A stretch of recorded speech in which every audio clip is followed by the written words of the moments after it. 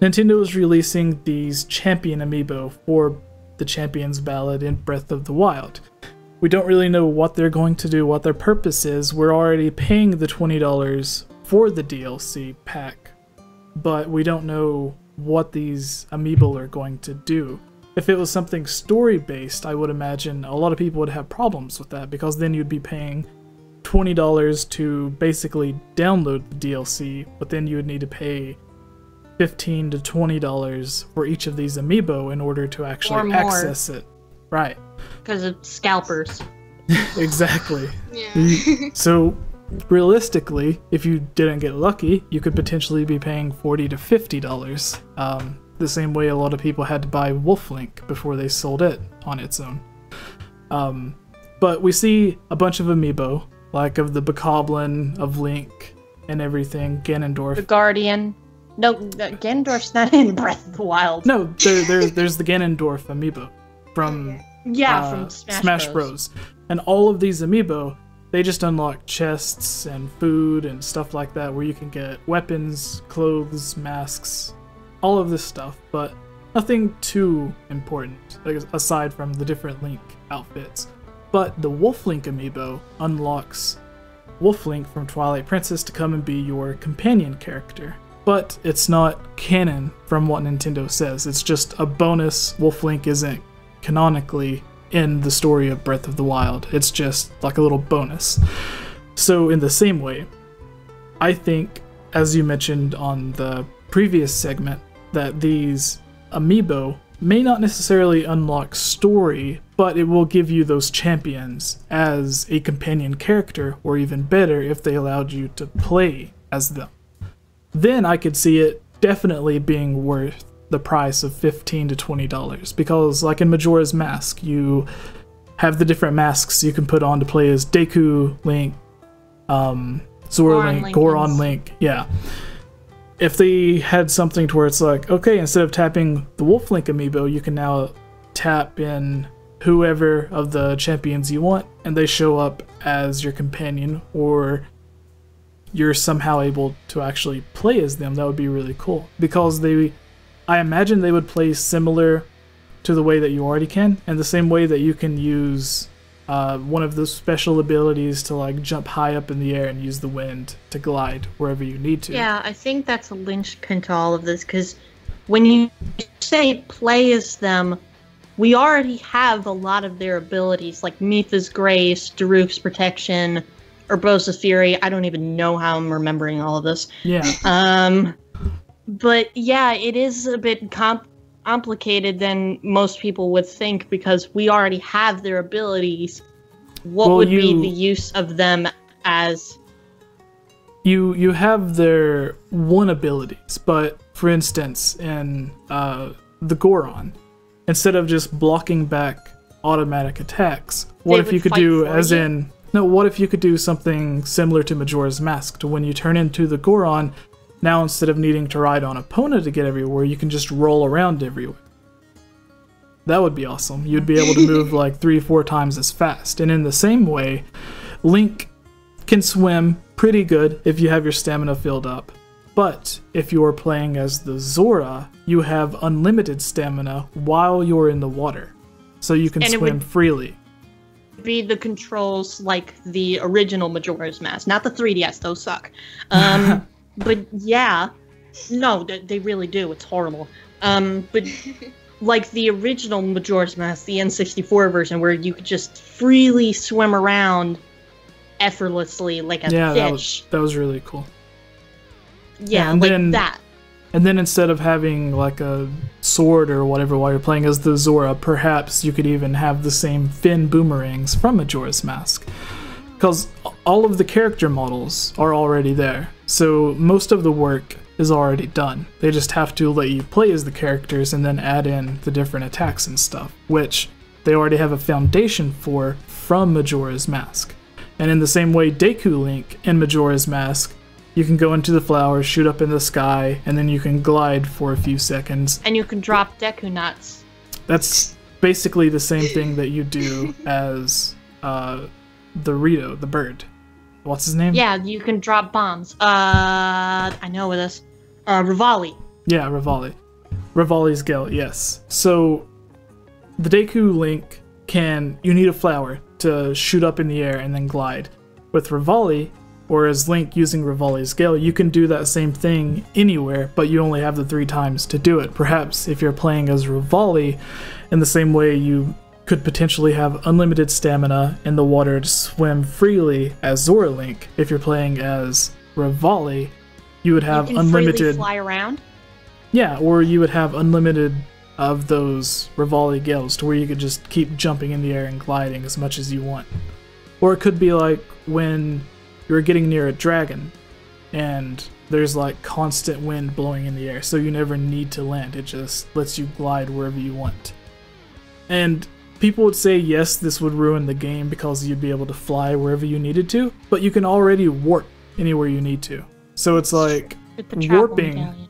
Yeah. Like the travel medallion and all of the different warp points, you can get from one side of the map to the other without doing anything, as long as those areas are already unlocked. So in a way that takes out all of the exploration. At least while you're flying as the Rito, that you can still like look down and see like the sky view of what everything looks like from above in Hyrule. So there's still the exploration and the adventure stuff there. It's not really taking away anything because you could just choose not to do it. In the same way you can choose not to warp wherever you need to. But anyways, I've been talking for far too long. You guys talk. What do you want from these Amiibo? I don't know what they're gonna do with Daruk. That's the thing. With what Daruk is about. I don't know what they're gonna do with Daruk's protection in regards to Daruk's character. Because we already get it's pretty OP to have those 3 Daruk's protections. Because there's always a chance of near dying and we use that up pretty quick. But if we have like a constant amount of that, we never die. It would break the game. It would definitely break the game. Yeah. I don't know. I'm edgy about it. I don't know what's gonna go on with it. It's a mystery. Yeah. They could make it... Sorry, Ashley. Didn't mean to interrupt you. No, that's fine. You were talking. I interrupted you. I was more thinking about what Mipha would do. Like, I was thinking that maybe what she would do is that her main attribute is fighting very well underwater. Yeah, being a Zora and all that. But I think what the real kicker here is she can fight on land, but if, like, maybe every, like, 30 seconds, like, your health regenerates, like, while you're fighting, like, because she has Mipha's Grace, she's always good with healing, right? Yeah. So...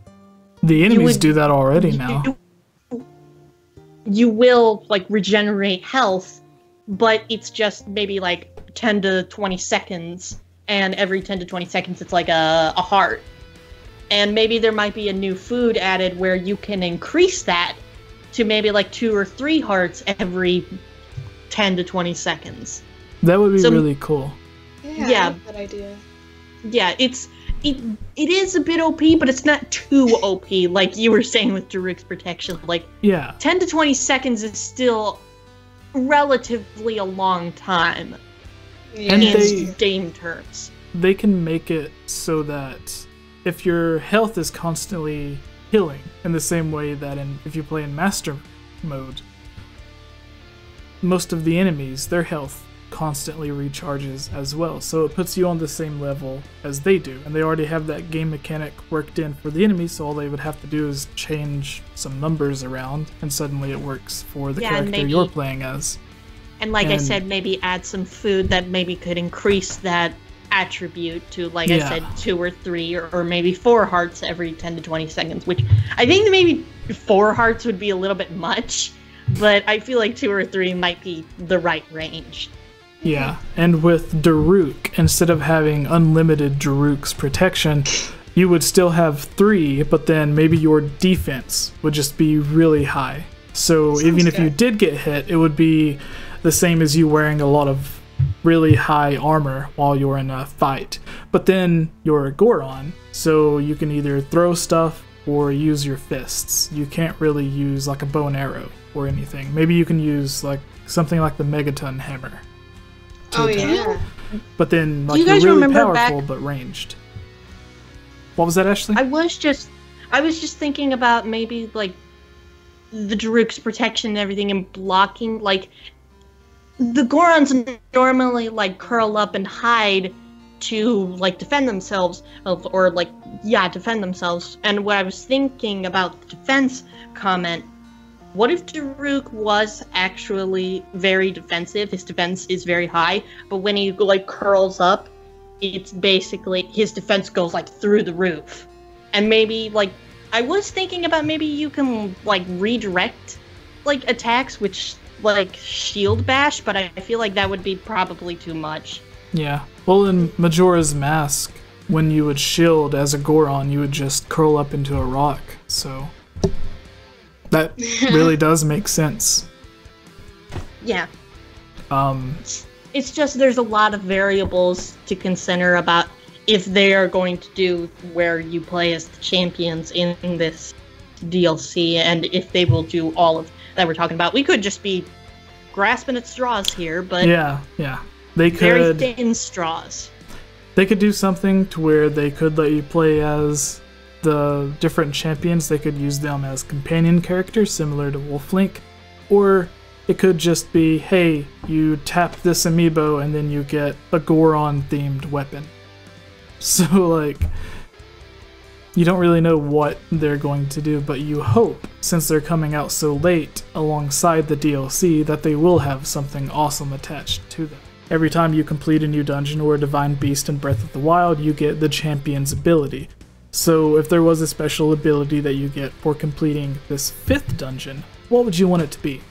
If you're a fan of videos like this that cover the history of cancelled games and consoles, be sure to subscribe, check out our Patreon to support this channel and the creation of new videos with your advice and input, and check out our top 5 cancelled games series and let us know what games you would like to see us cover in the future. So far we have lists covering the Zelda series, Mario, Nintendo, PlayStation, and plan to have dedicated videos covering a list of cancelled Sonic and Pokemon games, with this video being a taste of what to expect. What's up everybody, Game Over Jesse here, and if you enjoyed this video and are into awesome nerdy geeky content like we are, consider subscribing to Geek Fuel, a monthly subscription box that is guaranteed to have over $50 worth of great stuff in every box. You'll receive an exclusive shirt, games, collectibles, and other geek-related greatness. Use the link geekfuel.com/GameOverJesse to not only get $3 off of your subscription, but to help out our channel as well, which means more time to work on more videos for you guys. I want to thank you all for watching this video, and welcome to the End Slate. If you're a fan of these videos, please subscribe and comment below to let me know your thoughts. If you would like to support this channel, please consider supporting on Patreon, where you can watch videos like this early, and help me create longer videos like the top 10 best and worst of Ocarina of Time, Breath of the Wild, and the top 5 official Zelda games that have either been cancelled or just went unreleased. Finally, a huge thank you to this month's supporters: George Says Hi, Link Uses the Triforce, Transcendent Sacred Courage, Glenn Cassio, Prey Warrior, Victopedia, Rusty Caulfield, Robert W., Amanda Pina, Lunarium, Chris Gasparin, Harris Priest, Lovable Christie, Key of Time 15, Jerome Measure, Daryl Quinnen, Furzin 16, Kadron, Magic Tech Review, and The Itch Network.